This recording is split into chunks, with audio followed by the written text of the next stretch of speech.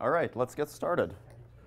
So in the first part of this course, we covered a range of different model-free reinforcement learning algorithms. We talked about policy gradient methods, actor-critic algorithms, value function-based methods. We learned that they're all actually quite interconnected, so you can use value functions to get better policy gradients and so on. Now we're going to switch to talking about model-based reinforcement learning algorithms. And that'll cover about 3 lectures. And today's lecture is going to be a little bit of a departure from what we usually do in this course. In today's lecture, we actually won't talk about any learning. What we'll talk about instead is optimization algorithms that allow us to make near-optimal decisions in the setting where the model is known, meaning that you know how your system works. You don't need to actually learn anything.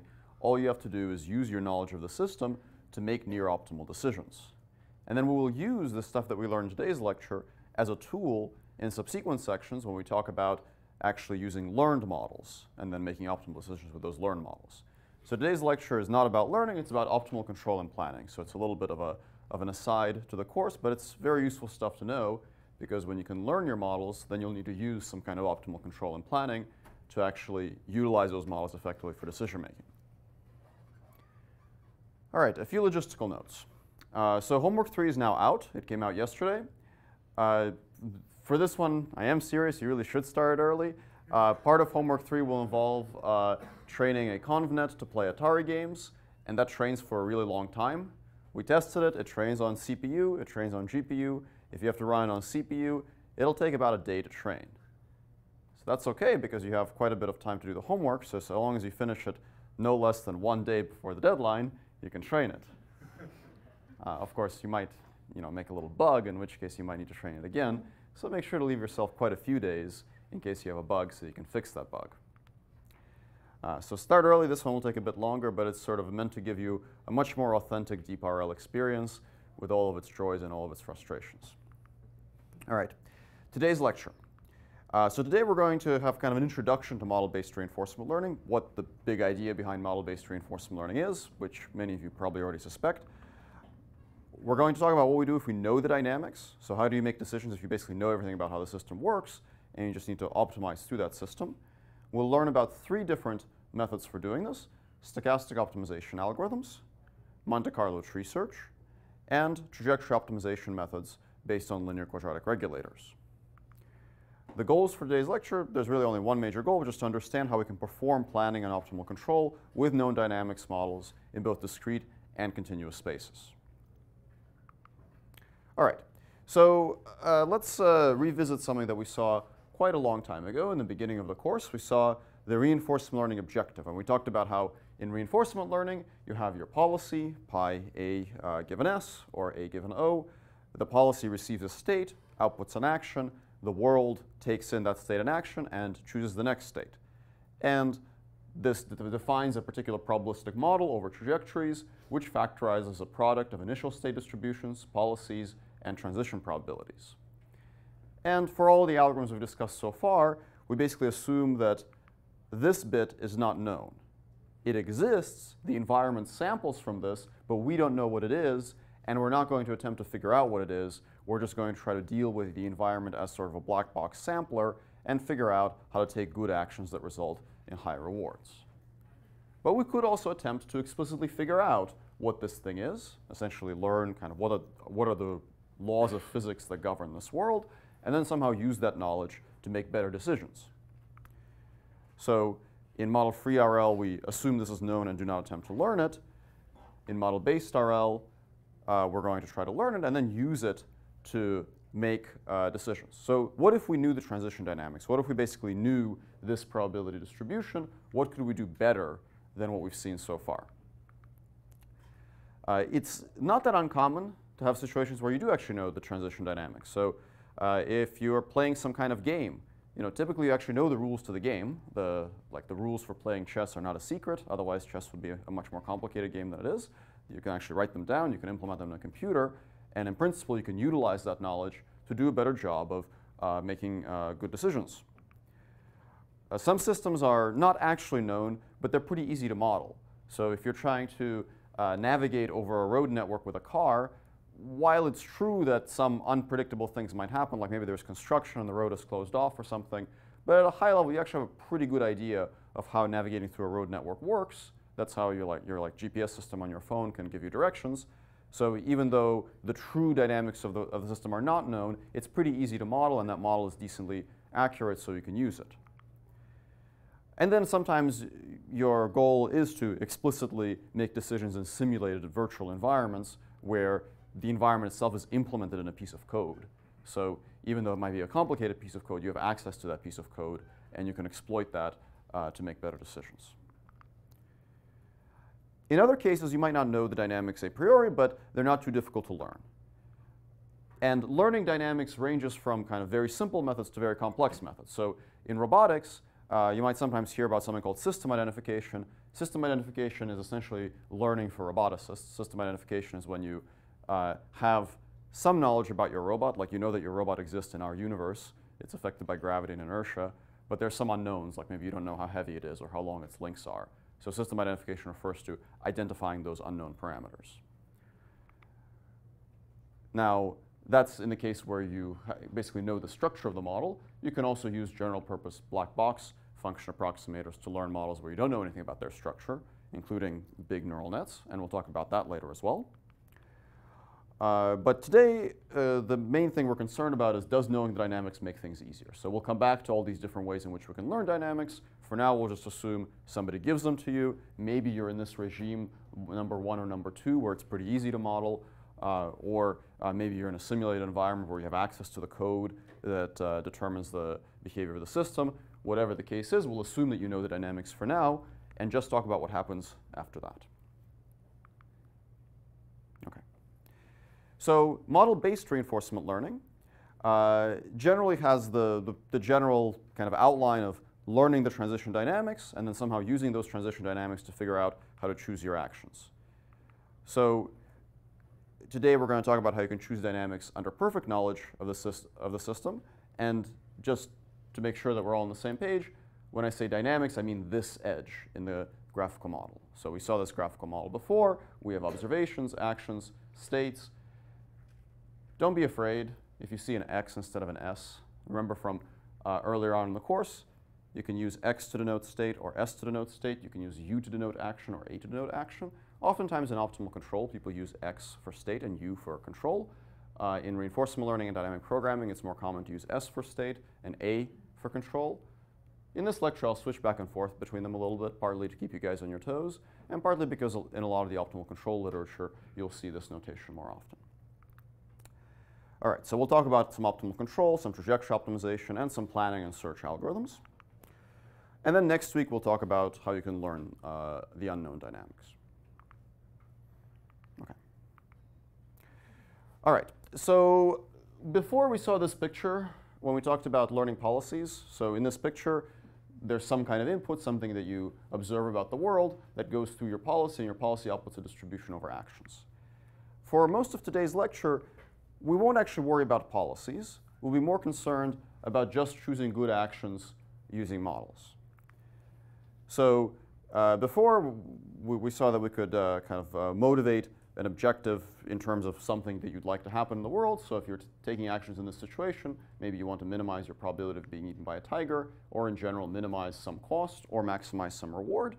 And of course, you can't choose whatever state you want. Your states are governed by some dynamics in the environment. And that's the thing that we're assuming is known for this lecture. So in some cases, this is actually fairly straightforward to think about. And there are going to be a few different cases that are mainly distinguished by whether the dynamics are deterministic or stochastic. So let's say that we have a deterministic setting. Deterministic means that the dynamics are a function. So you have f of STAT, that gives you the next ST, and there's no randomness. In the deterministic case, things are fairly simple. You could imagine that your agent is going to look at what the first state in the environment is, the initial state, and then it's going to make a plan. And because the agent knows how the world works, and because the world is deterministic, it can make a plan, a sequence of actions, and then go and execute those actions, and it will do pretty well in that situation.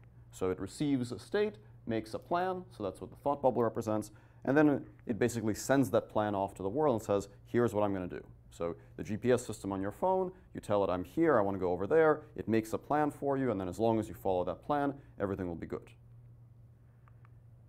So mathematically, we can represent that as a constrained optimization problem. We'll see later on how we can turn it into an unconstrained optimization problem. So this is the constrained version of it. You want to maximize your reward just like before. Since everything is deterministic, there are no more expectations in this version. The expectations will come back shortly. But here there are no expectations. But there is a constraint that says that st plus 1, this is a typo, this should be an s, st plus 1 is equal to f of stat. Right, so the next state, you don't get to choose the next state, you only get to choose the action. The constraint forces you into the next state governed by your dynamics function f. All you get to choose is a sequence of actions a1 through a capital T. Okay, that's pretty simple.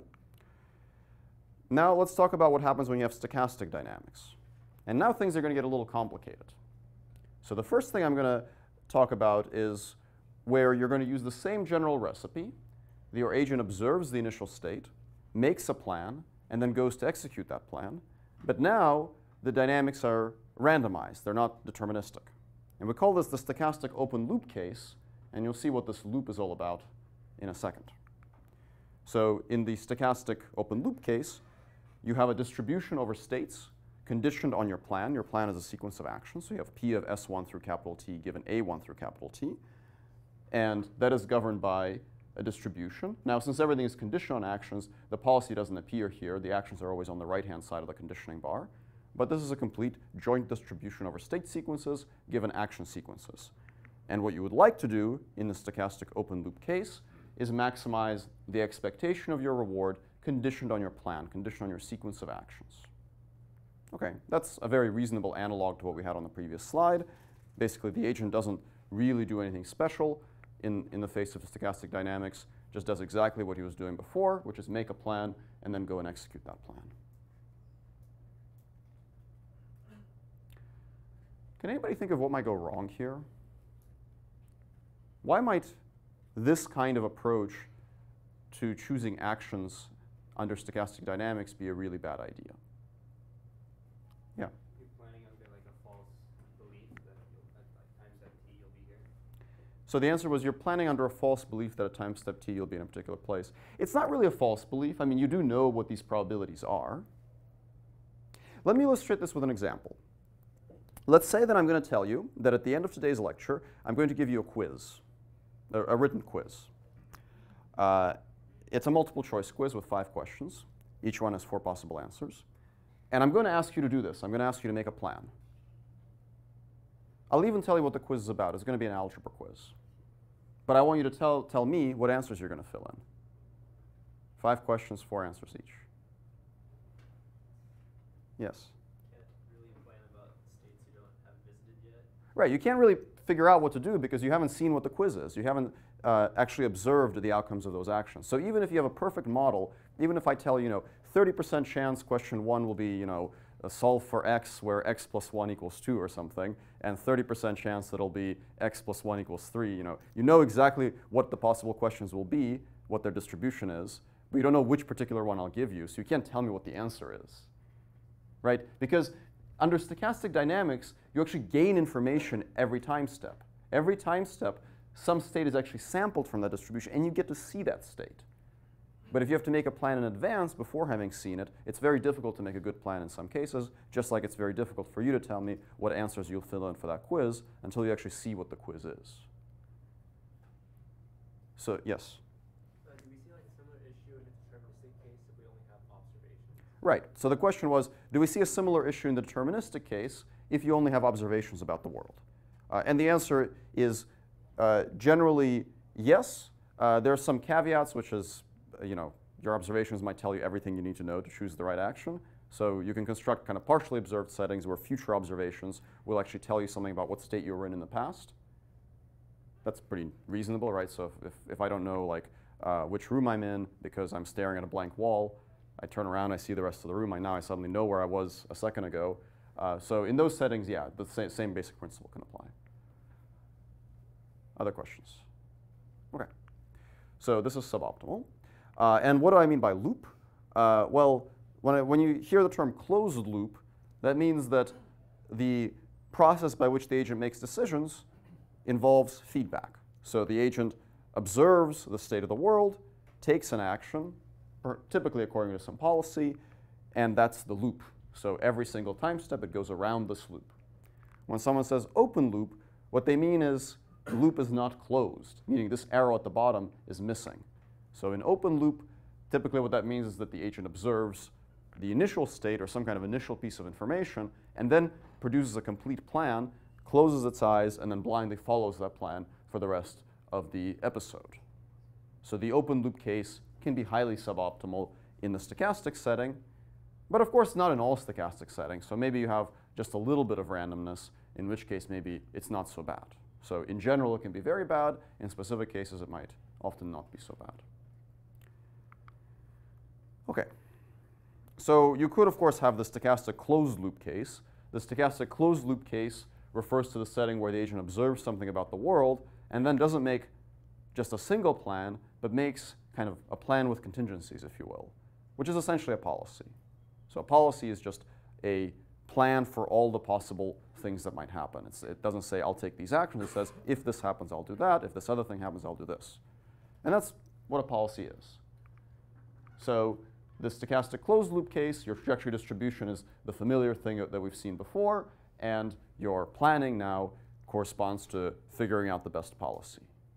Now, of course, we've seen that policies can be represented by complicated things like deep neural nets, but you can also represent policies in simpler ways. So a policy could, for example, be a plan with contingencies that's local to the particular trajectory you intend to execute. So a neural net is a very global kind of policy. You could imagine for some continuous systems, like, for example, if you're controlling an airplane that's trying to follow some trajectory, you might have a very simple policy that is still closed loop, but doesn't have a very complex functional form, like, for example, a time-varying linear policy. So a time-varying linear policy, intuitively you can think of it as an open-loop course of action with a little bit of feedback to stabilize around a particular desired state. So that's a very simple class of closed-loop policies. And there are many, many other choices. In fact, a closed-loop policy in a discrete space could simply be something like a decision tree. It could say, if I got into this state, I take this action. If I got into this other state, I take this other action. So you can have a very wide range of policies ranging from very powerful, very global things like neural nets to very weak, very local things like time-varying linear controllers in continuous spaces. All right. But first, we'll do some open-loop planning. We'll start with open-loop planning because it's really simple.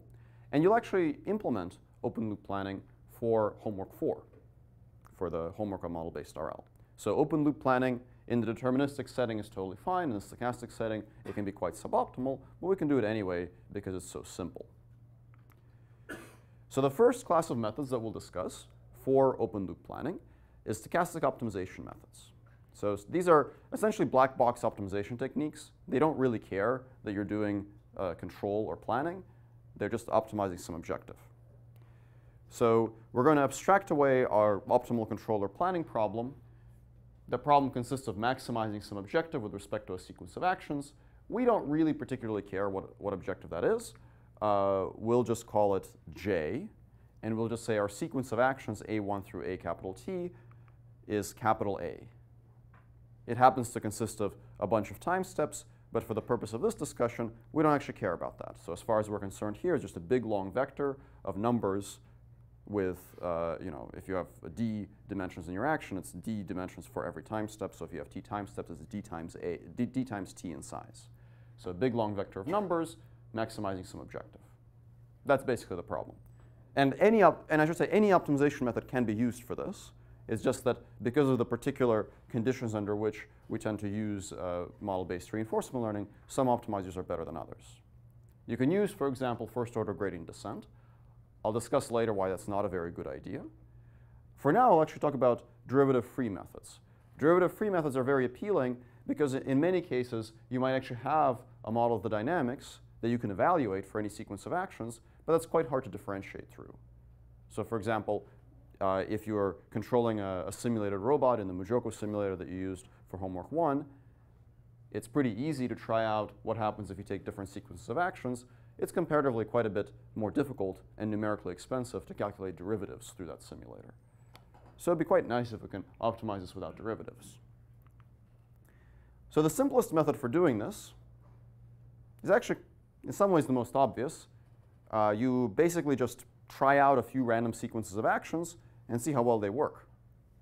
So you might sample a bunch of action sequences, capital A1 through capital AN, from some distribution, maybe a uniform distribution over all valid actions, and then choose the one that gets the best score. Not necessarily a great optimization method, it's just random sampling. But it's very parallelizable. You can check all these action sequences in parallel.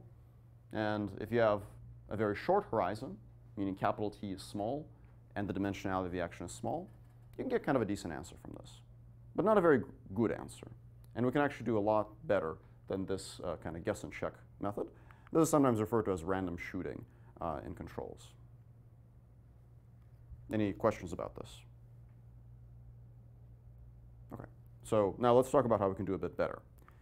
So one very simple and fairly popular approach for doing derivative-free optimization that is structurally very similar to this kooky technique I had on this slide is to basically do the same thing but multiple times. So in the cross-entropy method, you pick your sequence of actions, you pick n sequences of actions randomly from some distribution, and then you could choose the best one,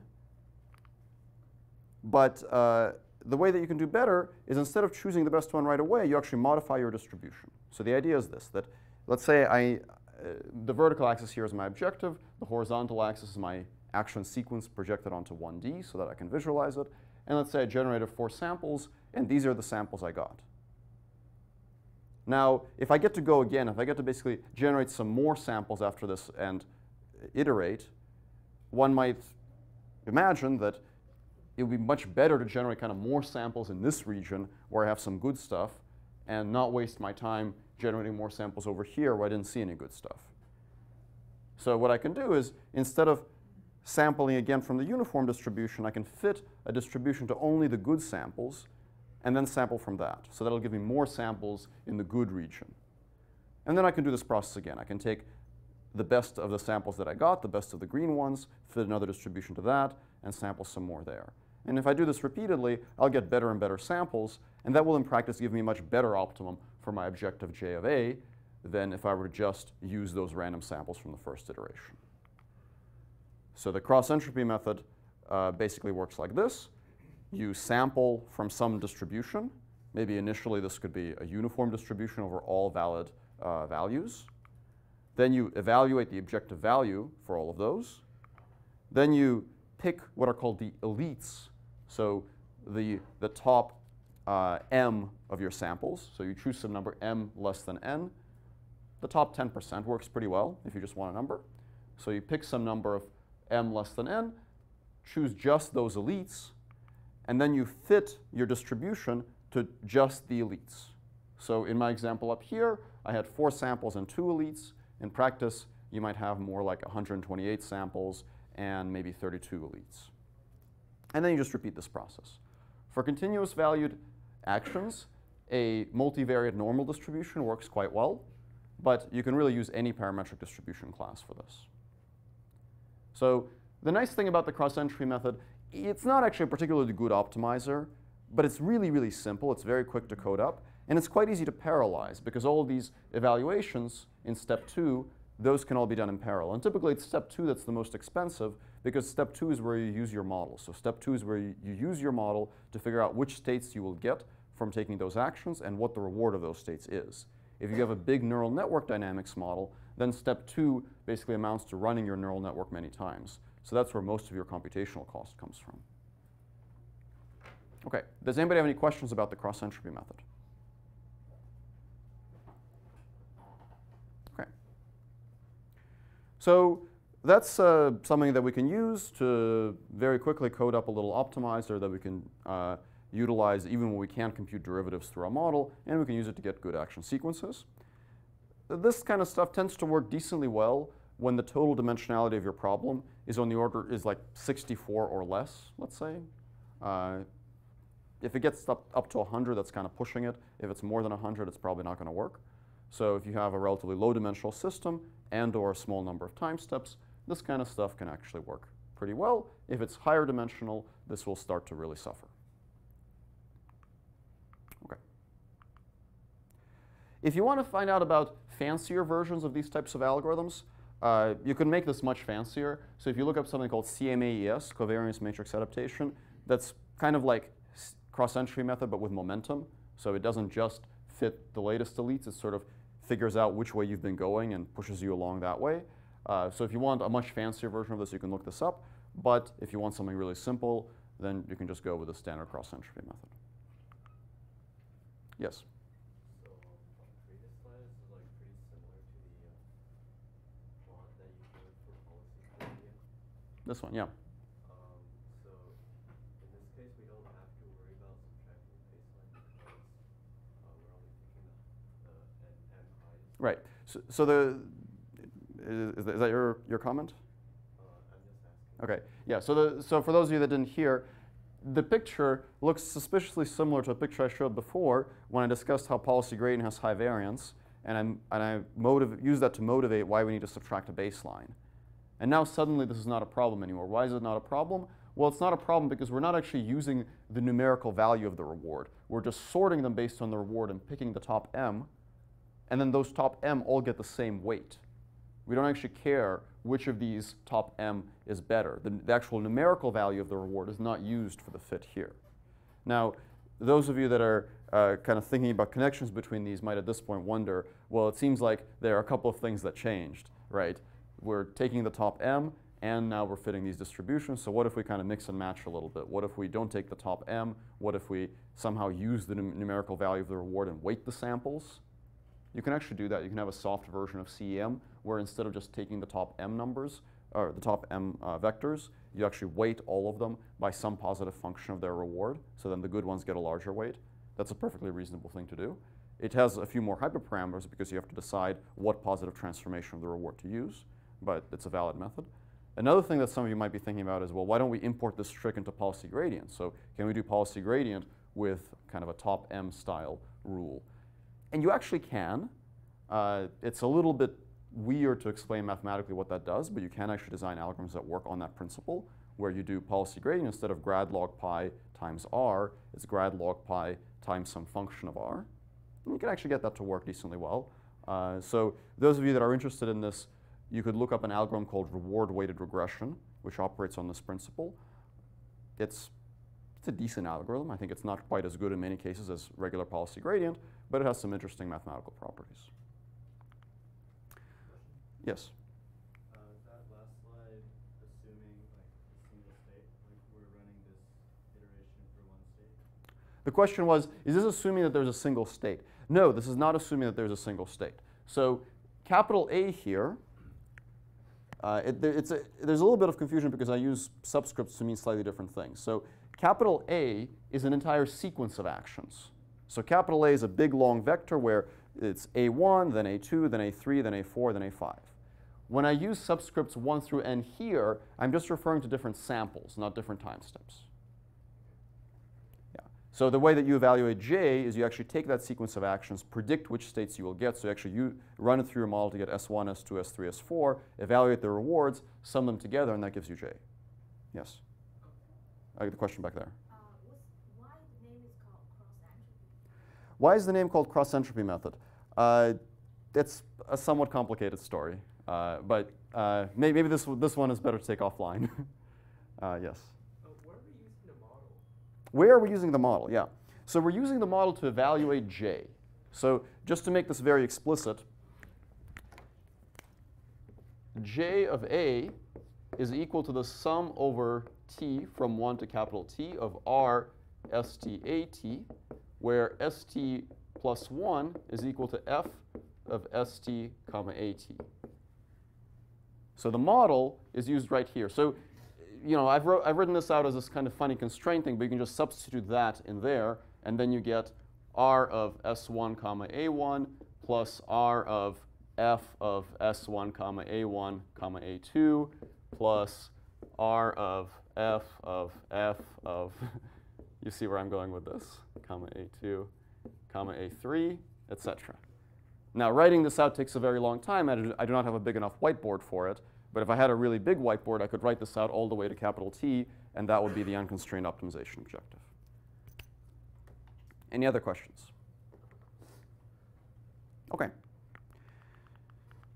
All right, so what's the good thing about this? It's very fast if you parallelize it. It's extremely simple to code up, which is a virtue that should not be underestimated. What's the problem? Very harsh dimensionality limit, so 50 and above gets kind of tough, 100 and above, pretty much hopeless. And it only does open loop planning, so this won't allow you to solve my algebra quiz. All right, let's talk about another method that handles the stochastic case a little bit more gracefully. So the next thing that I'm going to describe is something called Monte Carlo tree search. Monte Carlo tree search tries to construct plans. It works in both continuous and discrete action spaces, but it's really much easier to use in discrete action spaces. And it can be used to plan through stochastic systems. In fact, Monte Carlo tree search has been very popular for calculating plans to play stochastic games because it handles stochasticity quite well. So here is the high-level idea. Let's say that we'd like to play some Atari game, like Sequest. I think Sequest is actually a pretty fun game. You get to shoot a bunch of fish for some reason. Not very ecologically minded. So let's say that you'd like to play Sequest, and you have the Atari emulator, and you can reset that emulator to any state you want. So if you'd like to see in a particular state whether shooting the torpedo versus surfacing for air is better, you can surface for air, see what reward you get, then reset back to that state, and then try shooting the torpedo and see which of those led to better outcomes. The problem is that you have to make a decision every single time step. So the number of possible plans is huge. So you could imagine, you start off in state 1. Let's try action 1. Or sorry, let's try setting action at time step 1 to 0, see where we get to. We get to some state 2. When you see me use a subscript here, keep in mind, S2 is not referring to the second state in the system. It's referring to the second time step. So if I take action 1 equals 1, I get also an S2, but now it might have a different value. And something very important to keep in mind, this is a stochastic system. So taking action A1 equals 0 multiple times might lead to a different state. So when you see me draw a tree like this, each node in the tree doesn't necessarily correspond to a single unique state. It just corresponds to the outcomes that you get from taking that action. So taking action A1 equals 0 just once might not actually be enough to understand if it's a good action, because it might have a stochastic outcome. But even before we worry about that, let's say that it's all deterministic. I can take action 0, I can take action 1. They have 2 possible outcomes. Okay? In each of those outcomes, I can also take action 0 and action 1. So then I get 4 possible outcomes. At the next level, I'll have 8, then 16, and then 32. And before we know it, you have more possible outcomes than there are atoms in the universe. So what can we do? Well, one thing that we might consider is that really we don't need to expand this tree all the way to the end of the game, because perhaps all we really need to figure out is shooting the torpedo better than surfacing for air? So if you shoot the torpedo, maybe you kill the fish and you get a point. If you surface for air, then you don't kill the fish and you don't get a point. And maybe you have enough air already, so surfacing for air is useless. Perhaps it's OK to just expand this tree for a short while, and then at the end of that short expansion, play out some kind of default policy to the end of the game just to see if you put yourself in a better place or not. So perhaps one of the ways that you could approximate the full value of some actions up here is by playing out the game up to some depth, and then at that depth, just do something that allows you to finish the game and get a score. The intuition is that if even a simple, maybe random policy leads to a good outcome, then perhaps the actions you took to get there were pretty good actions. So maybe you have some default policy, pi at given st, and you just play out that default policy from the leaves, and that allows you to essentially finish the game and get a number. It's not a great way to get a number, but it's OK. Like if you imagine playing chess, maybe you're at the end of the chess game, you manage to check your opponent, and then you do something random. If even doing random stuff leads you to win the game, well, then whatever you just did must have been a really good move. Yes? Can we just like fit a critic instead, like we were doing in like actor critic, Mhm. to give those Yeah. values? So the question is, can we do better than just playing some stupid random policy? Can you, for example, learn a neural net that gives you better values here? The answer is you can. In fact, there's a million different improvements you can make to MCTS, and I'll mention some of those towards the end. Yeah, so that's basically the intuition, that you can play some fairly unintelligent policy at the leaves, get an estimate of your value, and that can tell you roughly which of the actions up here were better or worse actions. But now let's try to instantiate this intuition in a practical algorithm that we can actually code up. So one of the things we have to decide is we can't really search all the paths, so where should we search first? So for example, maybe you took some action a1 equals 1 here, and then you like died and the game ended and you got a really bad score.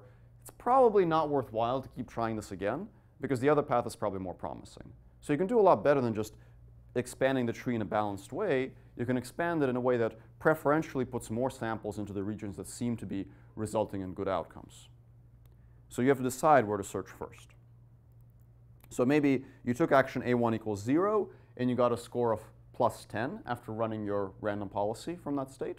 So plus 10 is a score of the entire trajectory that results from taking action 0 first and then doing some random stuff. And then you try taking action 1 and then doing some random stuff, and you got plus 15. So now, intuitively, it kind of seems like if you had to choose, if you had like one more sample left, maybe you're better off trying to go here and see what the second action that's good to take here would be, instead of going here and trying the plus 10, because it seems like the plus 15 thing is likely a little bit better. It's certainly not guaranteed to be better, because it could be that what you did is you took a really good action and then your random policy did some really stupid stuff, and maybe there's some other thing you could have done here that would have gotten you a plus 100. But in the absence of any other information, it kind of seems reasonable to conclude that action 1 is probably a little bit better. Okay. So the intuition, choose nodes that have better reward, but don't just abandon the nodes that had suboptimal reward, because maybe you could have done something else downstream and gotten a better reward. So instead of just greedily choosing the best one, you should choose the best one, but also sometimes retry some of the others, especially if they were visited very rarely before. So here's a generic sketch of a Monte Carlo tree search algorithm. At every iteration of the algorithm, we're going to expand one node. And the way that we do this is we find a leaf, SL, using what we call our tree policy. The tree policy is not really a policy, it's just a strategy for selecting which leaf to expand. Then we're going to evaluate that leaf using the default policy. The default policy is actually a policy. That's literally something that you run out until the end of the game. And then step 3, we're going to update all the values in the tree between our root and the leaf that we expanded. And there are different choices we can make for the tree policy and for the default policy that will affect how well this algorithm works. But then at the end, when you're done, you take the best action from your root, which is the action that leads to the node with the highest value. And then, typically, you would repeat the whole process. All right. So let's say that we selected action a1 equals 0. We got into some state at time step 2, that's S2. And then we ran our default policy, and we got a score of 10. What we're going to store in this node is a value, which I'm going to denote as capital Q, and a number of times that we visited that node. So we visited that node once, so n equals 1, and we got a score of 10, so Q equals 10. And then I'm going to take the other action, because I've never taken that other action before. Who knows, maybe there's a pot of gold at the end of that action, so I want to try that one out too and see where that leads. And maybe I'll get a value of 12. And remember that 12 is the sum of all the rewards on this edge plus what I get from running my default policy. So I get a 12. And I store n equals 1 because I've only visited that once. So now I have to make a choice. I have to do step 1. I have to find a leaf using my tree policy. Which one do I pick?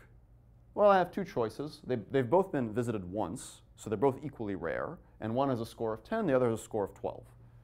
So here the choice is pretty clear. I'm going to go with the 12 because they're both equally rare, but the 12 is a better number.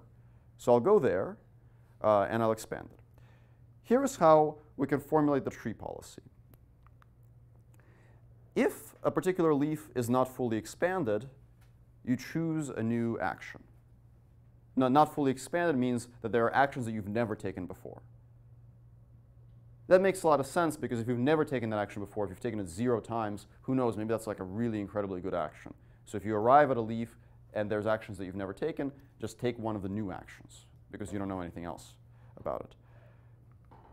However, if all of the actions have been expanded, like they have at the root here, then you choose the child with the best score. And the design of this score is basically what's going to determine how well this MCTS method works. So I said before that the intuition is something like choose nodes with high value, but also choose nodes that haven't been visited too often. So that's why after we've expanded 0 and 1 and we're sitting at the root, we're probably going to go to 1 because it has a better score and they both have the same frequency. Once we arrive at S2, then it's not fully expanded, so we're just going to choose a new action. So once we arrive at this node, the choice is easy. It has unexpanded actions, so we choose some new action. So we chose action A2 equals 0. And perhaps when we ran this, we got a total score of 10. Now, important not to get confused by this. This 10 doesn't mean that you got a reward of 10 for this one step. That means that after you did this and ran your default policy, the total score was 10. So this is the score of an entire trajectory. And you visited this node once, so n equals 1. Now, remember step 3, update all values in the tree between S1 and SL. So this is SL, this is the thing we just expanded. We need to update all the other values on the path to the root, which means we need to update this one. How do we update it? Well, we just add these things to that. So this becomes a 22 and this becomes a 2. So we add together the scores. So what that means is that we've been to this node once, got a score of 10. We've been to this node twice, and the total score added over all the times we've been there is 22. The average one is 11. So now this node has an average value of 11. This has an average value of 10. OK? What happens next? Now we have, we're going to start again. We're going to start at the root. We have an important choice to make. We have 2 places we could go. We could go left, q equals 10, n equals 1. Or we could go right, q equals 22, n equals 2. Now the average value of that right node is 11, 22 over 2. 11 is bigger than 10, but it also has been visited more times. So we might say, well, the right node is only a little bit better. The left node has been visited less often. Maybe here we'd rather go to the less visited node because it's been visited 2 times less often and has a pretty similar score. So even though it has a slightly lower score, we might still want to go there. So the particular function that we might want to use for choosing the child, the score function, there are a few different choices, and it's a little bit of a design choice. A very popular choice is something based on the upper confidence bound heuristic, which is a very good rule for exploration. That's to choose the score according to the average value, so q divided by n, plus a little bonus for nodes that haven't been visited very often. And let's unpack the equations that I have here for this bonus. In the numerator, this is the logarithm of the number of times that the parent has been visited. So for the root, that's just the number of iterations. And in the denominator is the number of times the child has been visited. So if you have a child that's been visited once, and the parent has been visited 1,000,000 times, then the log of 1,000,000 divided by 1 is a decently large number. If the child has been visited 900,000 times, the log of 1,000,000 divided by 900,000 is a pretty small number. So that child is going to get a really small bonus, and it'll be mostly dominated by its score. And then the constant c here is just a number that you choose that determines how much you prefer to prioritize exploring new nodes over exploiting the ones that you've been to before. Now, there are many other choices for these kinds of exploration bonuses, and I'll show you some references at the end of this section where you can read more about that. OK, so in this case, if we actually evaluate the score, we'll find that the right node actually has a larger score value, even though it has a slightly lower average value if you divide q by n. Sorry, I meant the left node. The left node has a larger score. So we'd go to the left node, and then once we go to the left node, now the first rule kicks in because it's not fully expanded, so we choose a new action arbitrarily. And then that action, maybe the total score for the trajectory that we got was 12, n equals 1, we have to go back up to the root and update the values, which means that we update this one by adding the n and the q. So that one now also has a q of 22 and n of 2. So now when we go to choose, at the root they're both about equal, so we choose arbitrarily, and then both of those children have unexpanded actions, so there we don't have to look at any scores, we just expand a new action. Maybe we expand this one, we get an 8, so now we have a 30 at that node and an n equals 3, and so on. And this process continues until we exhaust our computational budget. Okay, so that's the Monte Carlo tree search algorithm. Does anybody have any questions about this? Yes? What's the dependence on the default policy, how we choose to explore? Right, so the question was, how does all this depend on the default policy? Well, it depends on the default policy very much, because if you have a really, really smart default policy, that'll give you a pretty good estimate for the values that you would get if you were to actually play smartly. If you have a really silly policy, you might get poorer estimates. In practice, for some reason, people really like to do Monte Carlo tree search with random policies, probably because they're so simple to use. In practice, of course, you can get it to do better if you use maybe a really smart learned policy.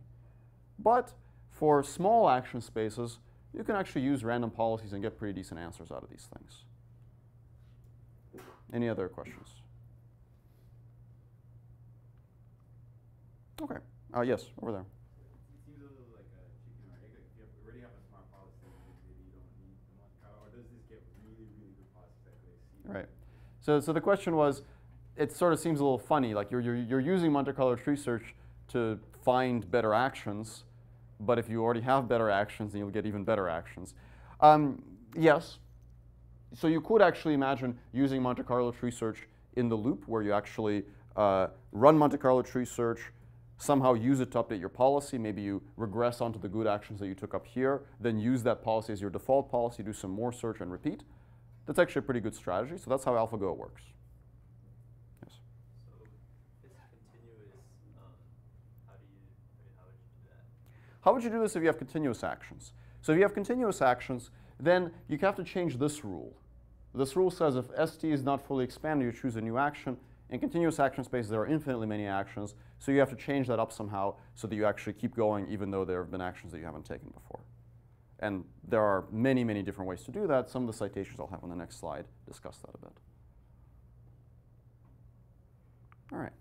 So if you want to learn more about Monte Carlo tree search, this is a survey of MCTS methods and a basic summary of the overall structure of the algorithm. This is probably what I would recommend as a starting point, and then you can read that survey and then follow some of the citations there for more detailed discussion on each individual topic. A little bit of a kind of a case study of some work that has used MCTS in a deep RL context. This is a paper that's probably about 6 years old at this point. So in this paper, what the authors did is they actually used Monte Carlo tree search to play Atari games, and then they trained a deep neural network to basically copy the behavior of the Monte Carlo tree search. So it's not an RL algorithm of the sort that we've learned about before. It's actually an algorithm that's kind of combines Monte Carlo tree search and imitation learning. And the particular imitation learning method they use is actually Dagger. So in Dagger, if you recall, you have to label the states that your policy visited with optimal actions. In an imitation learning setting, you would have a person actually do this. Here they used Monte Carlo tree search to construct those labels. So using Dagger, which hopefully all of you guys remember from before. All right, at this point, I'll take a 2-minute break. So I'll be back when that clock says 11:05, and then we'll discuss optimal control in continuous spaces and LQR in the last portion of the lecture.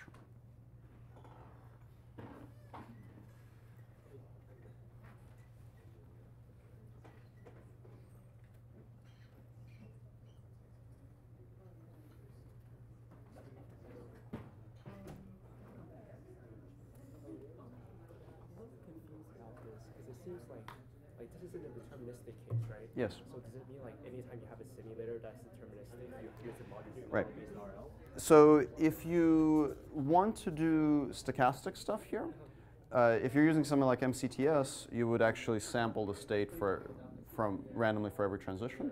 If you want to do something like the random shooting method, what you would typically do is you would average together multiple rollouts. Well, why would you need to do that if it's deterministic? If it's deterministic, then this will work. So like evaluating this, like a simulator is basically your model. Okay. So are most of our algorithms model-based algorithms then, if we're using them, if we're into a simulator? That's an interesting question. I mean, for like homework 2 and homework 3, you're using a simulator, but you're kind of pretending like you aren't.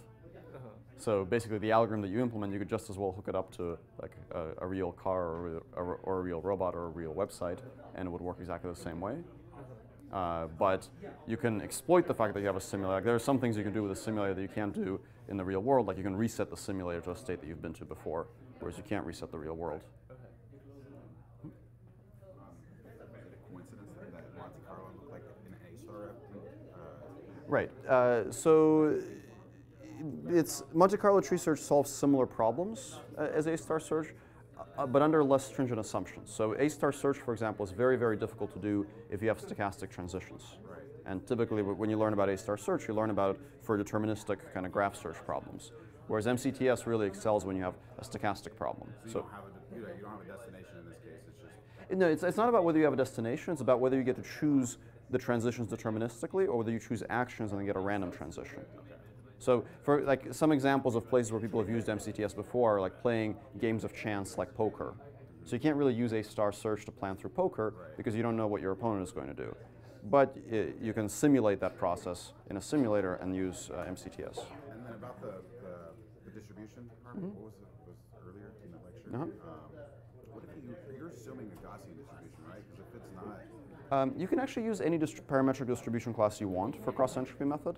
The Gaussian distribution is the simplest one to use, but anything that you can fit quickly and sample from will do the job. So if you have, for example, a bounded interval, you can use like a beta distribution, and that will work. I'm just thinking like the case where it has a bad local maxima, you find that one and it just starts. Right. So I don't remember off the top of my head what are the conditions for it to actually converge to a global optimum. There are some conditions under which this is guaranteed given enough samples, and I don't remember whether they place any constraints on the class of distributions you can have or not. So for that, you probably have to look it up in a textbook. All right, let's continue. So in the last portion of today's lecture, I'm going to talk about optimal control algorithms that, unlike the methods we talked about so far, actually use calculus and use derivatives. So sometimes derivatives are very hard to come by. For example, if you're playing Atari games and you're using the Atari emulator, that doesn't give you derivatives. But sometimes you can actually get derivatives. Maybe you can write down the physics equations that govern your system. Maybe you have a robot, and that robot is governed by known laws of physics. You write them down. You take the derivatives, maybe manually or maybe using automatic differentiation. It seems like it'd be awfully nice to use those derivatives. And again, don't be alarmed. This is this, and this is this. And I'm going to use X's and U's for all of this because this is going to be optimal control stuff, and this is what optimal control folks like to do. But don't worry about it. All right.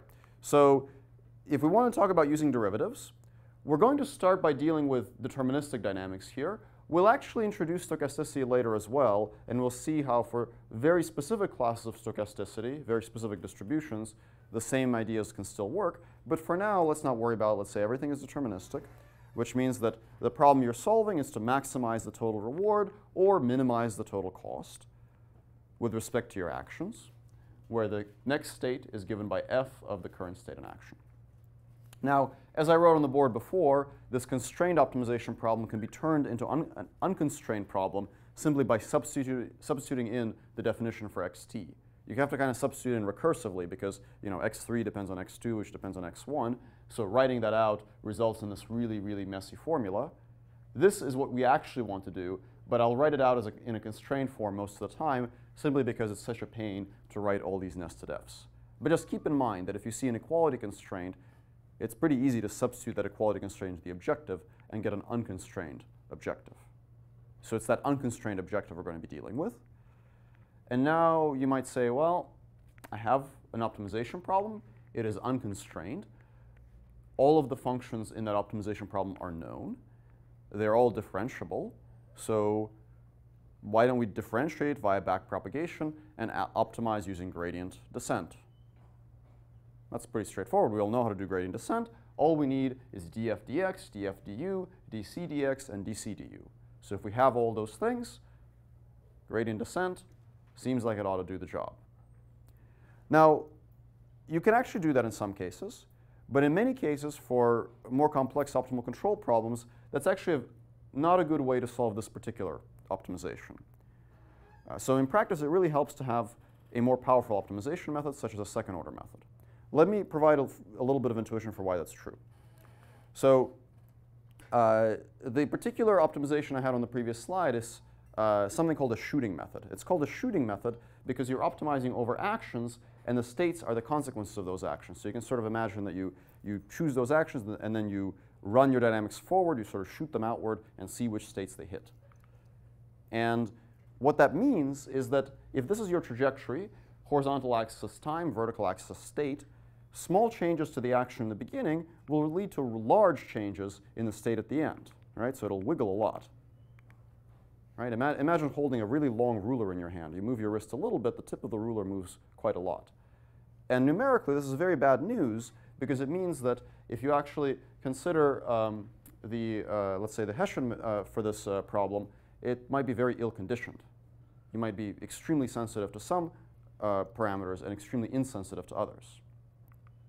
So this in practice means that shooting methods, or optimization problems corresponding to shooting methods like this one, are quite difficult to solve with first-order optimizers like gradient descent. Typically, they will actually get stuck because of poor conditioning. There is an alternative which is called the collocation method. We won't talk about collocation methods too much in this course, but I just wanted to introduce the term so that you guys are aware of it. If you hear somebody say, I'm not using a shooting method, I'm using a collocation method because I'm cooler than you are, what they really mean is that they're optimizing over states and they're enforcing this constraint. So in a collocation method, instead of optimizing over actions and letting the states be a consequence of that, you actually optimize over states and actions and then enforce this constraint, typically in some approximate way, typically by linearizing it. So there you would actually move the individual states around, which typically results in a much better conditioned optimization problem at the cost of having to somehow enforce this constraint.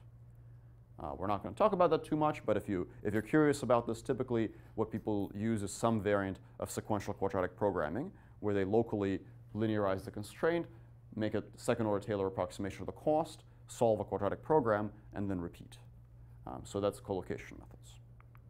But what we'll talk about is shooting methods, where instead of doing regular gradient descent, we'll actually introduce an algorithm that does a kind of a second-order Newton's method style way of optimizing it without ever having to build the full Hessian. So for Newton's method, it tends to be very expensive in high dimensions. You have to build this Hessian matrix.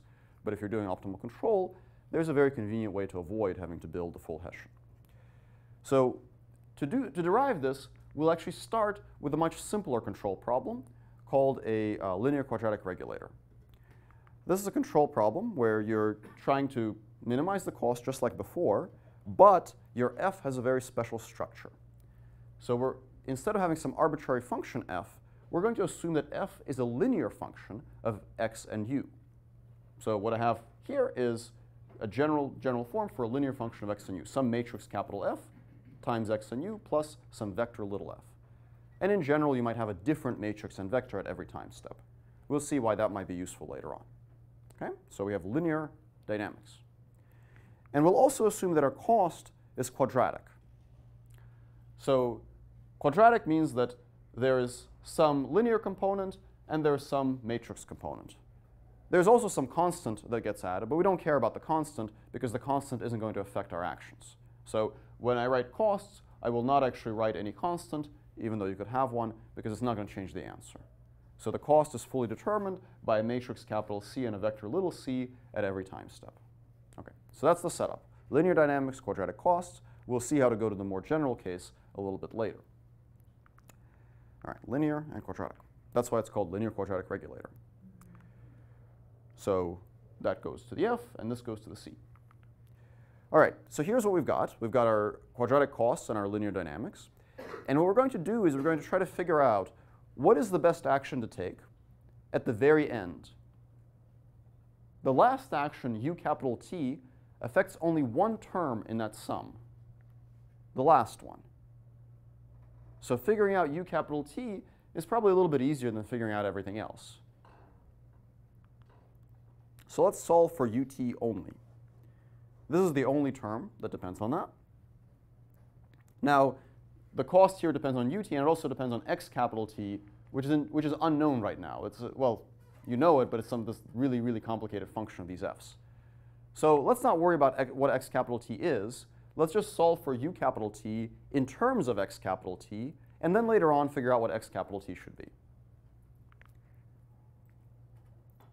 So if you write out the only term that depends on u capital T, that last one, and you write it in terms of ut and xt, where xt is this really, really complicated function, and ut is an optimization variable.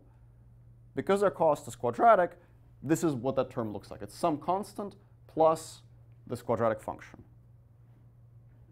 And I'm going to call this q of xt ut. It's a very loaded letter to use. It actually does mean q function, and you'll see why in a second. But for now, this is just some function of ut. It's a quadratic function. So if I want to figure out the value of ut that minimizes this in terms of xt, how can I do that? How can I find the ut that minimizes this quantity? Yes? The gradient instead equals 0. Right, so we can take the gradient and set it to 0. Conveniently enough, quadratic functions are convex. So optimizing quadratic functions is actually quite easy. It corresponds to solving a linear system of equations. So the notation here is going to get a little bit nasty. There's going to be a lot of linear algebra. But don't worry, it's just linear algebra. So if you see me write something like capital C with a subscript utxt, that means that it's the portion of this matrix that's in this corner. If you see me write C xtxt, that means that it's like the top left piece of the matrix. And the same for the vector. If you see me write little c subscript xt, that's the top part of the vector. Little c subscript ut, that's the bottom part. So if I take the derivative of this with respect to u capital T, I've done the math for you here. This is the derivative. But it's very easy to calculate this derivative because all the terms here are either linear or quadratic in ut. So the linear terms just turn into whatever is multiplying ut. The quadratic terms turn into the ut times the thing that's multiplying it. So if you take the derivative of this, and you can check this at home, you get c utxt. That's the off-diagonal portion of this matrix times xt. You get c ut. That's the lower right portion of this matrix times ut plus the vector component c ut, this piece. Okay? So that's the derivative. Set that derivative to 0, and basically you have a bunch of terms that don't depend on ut, so the first one and the last one, and you have this middle term that does depend on ut. So what you do is you subtract both of the constants, put them on the right-hand side, and then do c ut inverse to both sides. So when you do this, you get this answer, right? So I've taken these two terms, I've put them on the right side, and there's a negative in front, and then I get this matrix times ut, so I invert that. I'm left with just ut, and then the inverse over here. And that makes a lot of sense. The way that you find the optimum of a quadratic function is you solve a system of linear equations. So a lot of symbols, a lot of linear algebra, but in the end, a very simple equation for the best ut. And for simplicity, to declutter our notation, we'll write u capital T like this. We'll write it as some matrix kt times xt plus some vector little kt, where big kt is this thing and little kt is this thing. So all I've done is I've just renamed the symbols in this equation. So now we expressed the best last action as a linear function of the last state. So that's the base case. And now we'll proceed backwards in time recursively. So this is what we know so far. This is the thing that we minimized. And since u capital T is fully determined by x capital T, you can now eliminate it via substitution. So everywhere where you had u capital T, substitute in the right-hand side of this equation, which doesn't have a ut anymore, it only has an xt. So now you've basically removed one of your optimization variables. And that's great, because once we remove all of the optimization variables, we'll have a solution. All right, so now that I've substituted in my equation for ut, I have another expression that is only a function of x capital T. And I'm going to call that v. So q was a function of xt ut, v is a function of only xt. So this is what it's equal to. It's terrifying, but it's just this thing expanded out. It's terrifying, but it only has two types of terms. It has linear terms and quadratic terms. It also has constant terms, and the constant terms you can disregard.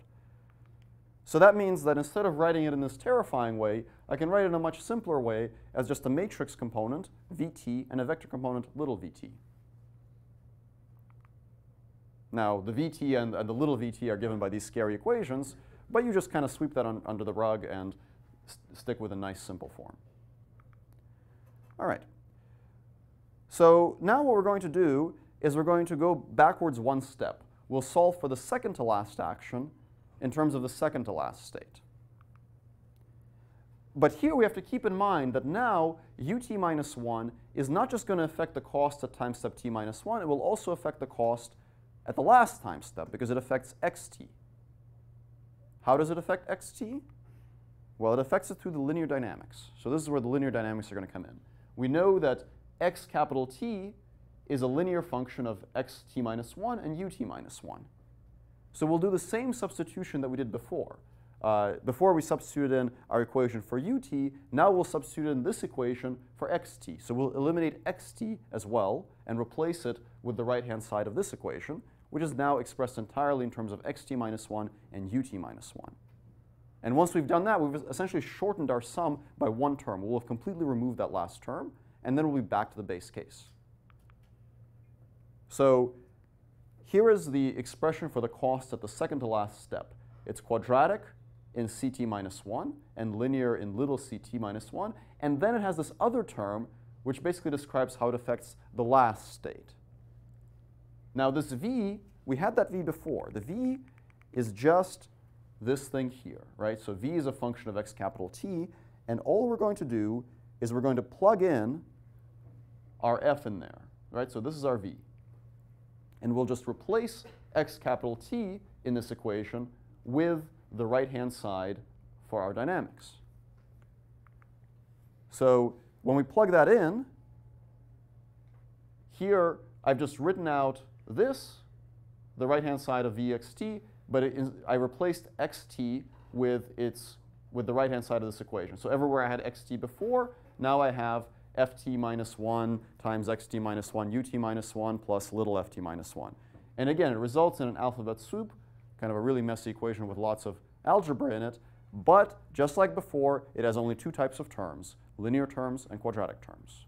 So I can collect all my linear terms, collect all my quadratic terms, and simply add the quadratic portion to the quadratic portion here, add the linear portion to the linear portion here, and end up with some other quadratic equation. So instead of having capital Ct minus 1, I have capital Qt minus 1, where capital Qt minus 1 is Ct minus 1 plus this quadratic portion, and little qt minus 1 is ct minus 1 here plus the linear portions. So you just collect the terms, and you get something that is, again, has a quadratic portion and a linear portion. And now we're back to a form that basically matches what we had in the base case. It's just the c's became q's, but it's still quadratic. So that means that we can solve for the optimal ut minus 1 in exactly the same way as we did before. So in case you want to know what qt minus 1 and little qt minus 1 are equal to, here I've just filled it in for you. Just like before, you calculate the derivative, set the derivative to 0, put all the constants on the right-hand side, multiply by the inverse of the matrix, and you get ut minus 1 is, again, some matrix times xt minus 1 plus some vector. And if you want to know what the matrix and vector are equal to, here they are. They actually look pretty much exactly the same like they did before, only all the c's have been replaced by q's. OK, so now we've got ut minus 1. Just like before, we're going to express xt minus 1 as a function of ut minus 1, eliminate ut minus 1, and repeat. So then we'll eliminate these variables one by one, starting from the end of the trajectory, going all the way to the beginning. So this results in a backward recursion method, where for every time step from capital T all the way backwards to 1, you first calculate your q and little q matrices. That allows you to express your q function as a quadratic function of xt and ut. Then you calculate the ut that minimizes that, which is a linear function in xt that allows you to eliminate ut. So here's the big K and here's the little k. Then you express your value function v entirely in terms of xt with ut eliminated. So that gives you the v. And then you can recurse back to the previous time step and plug this v into the q in the time step before. And then you repeat this. So you can think of this visually, that there's an axis for time and an axis for state. You first calculate your best action at the end. Let's say this trajectory is of length 100. You calculate big K 100, little k 100, big K 99, little k 99, and so on, all the way back until you figure out u1 as a function of x1. And we know what x1 is. So now we're ready to actually finish this. We know x1, which means that we can now perform a forward recursion and actually fill in numerical values for all the u's back to the front. So you kind of unzip this thing and then zip it back up, and then you get an answer. So now you have a forward recursion from the first time step to the last, where you calculate your action as big K xt plus little k. You just use the k's that you've already got, and then figure out the next state by applying your known dynamics to the current state in action. And then repeat. And now you'll have a full sequence of actions from the start to the end that actually minimize your total cost.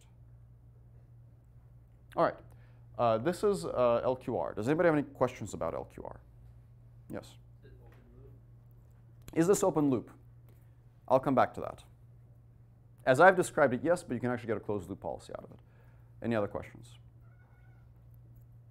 Yes?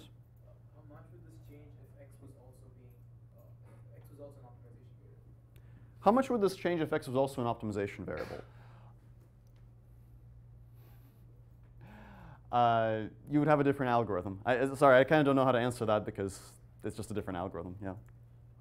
You can imagine with all the inverses that this is a somewhat expensive algorithm. Like, to what length t does this generally work before you need like Google level supercomputers? Right. So the question is this computationally expensive because you're doing all these inversions?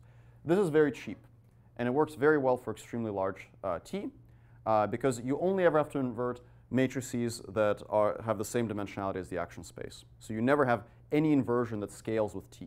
The inversions, it's basically linear in the time horizon. So it's capital T times the dimensionality. Now inversion is, as many of you probably know, cubic, but in practice, there are very fast linear solvers. So it's cubic in a constant, and typically, even though it's O of n cubed, it's multiplied by a very small constant afterwards too if you use a very efficient solver. So actually that inversion is not that big of a deal. All right. So why do we call these Q's and V's?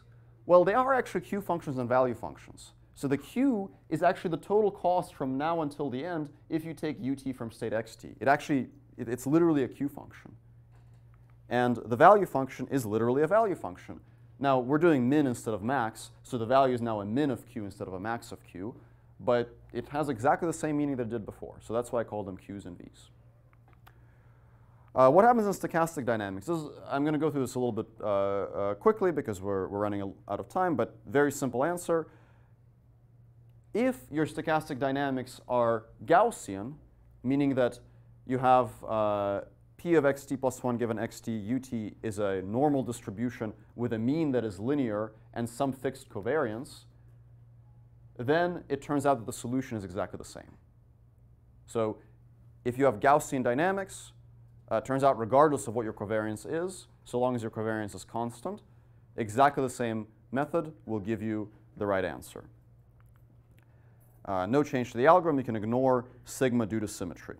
So you can check this as an exercise at home. As a hint for that exercise, the expectation of a quadratic under a Gaussian has an analytic solution. You can look it up in a textbook, and you can use that to figure out why this is optimal for Gaussian dynamics. The stochastic closed loop case. So there was a question before about whether this gives you an open loop solution or a closed loop solution. So you can actually show that if you use a time-varying linear controller, meaning that you actually choose your action according to capital K times x or s plus little k, that is also the optimal closed loop solution for the Gaussian case. All right. Now, this was all for linear quadratic systems. We got on this track because we wanted to solve arbitrary nonlinear systems. So what do we do for nonlinear systems? we can extend LQR to this setting to get an algorithm called iterative LQR, or differential dynamic programming. The idea behind this method is actually very simple. It's an iterative method where at every iteration, we take our current sequence of actions and we estimate a local linear approximation of the dynamics and a local quadratic approximation of the cost using Taylor expansions. So we'll do a Taylor expansion of the cost, a Taylor expansion of the dynamics, plug them into the same LQR algorithm, and then repeat. So we needed linear dynamics and quadratic cost. Can we approximate it? Well, just use the derivative of your nonlinear dynamics to linearize them, and use the second derivative of your nonlinear cost to quadrasize the cost. So this is just the equation for a Taylor expansion. And then, well, for simplicity, I'm going to redefine, x minus x hat and u minus u hat. X hat and u hat are basically the previous trajectory that you had from your last iteration. I'm going to redefine them as delta q and delta u, which just declutters my notation. And then with this, I just run exactly the LQR method I had before. So I'll go through this pretty quickly. Here's a pseudocode for iterative LQR. Until convergence, linearize your dynamics, quadrasize your cost, run LQR using delta x as your state and delta u as your action, then run the forward pass. Typically, you'd run the forward pass with real nonlinear dynamics, which is a slight modification, and then you update x hat and u hat based on the states and actions in the forward pass. Now, some of you might think at this point that this algorithm resembles another method that is very popular in optimization, something that you've learned about before. Any hypotheses?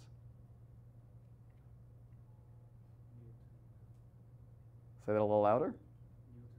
Newton's method. It looks a lot like Newton's method, right? So here's Newton's method. Figure out the gradient, figure out the Hessian, set your x to be whatever minimizes this quadratic function given by the second order Taylor expansion, and repeat. So iterative LQR, or DDP, is essentially Newton's method for trajectory optimization. Locally approximate a complex nonlinear system via Taylor expansion, find the optimum, and repeat. So it's basically just Newton's method for trajectories. In fact, if you actually work through what Newton's method is, you'll get a very similar algorithm with a small difference, which is that Newton's method will have second derivatives of the dynamics, whereas iterative LQR only uses first derivatives. So there's a slight difference, but they both actually converge, and they both converge at the same rate. All right, so I'll skip over that. And what I want to do to conclude the lecture, well, first, some additional readings. If you want to learn more about this Newton's method for trajectories, this is the original work that proposed this idea called differential dynamic programming.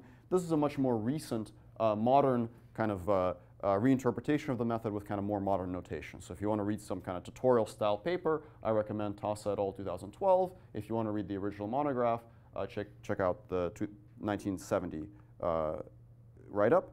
I'll skip over this. And the last thing I want to conclude on is just a video to illustrate maybe some of the merits of this type of approach. So I'm going to show a video from a paper by Yuval Tassa, Tomerez, and Emmanuel Todorov called Synthesis and Stabilization of Complex Behaviors. And this video illustrates, to me, very nicely kind of the power of model-based control. So this is actually using the MuJoCo simulator. They have a way to calculate derivatives through MuJoCo.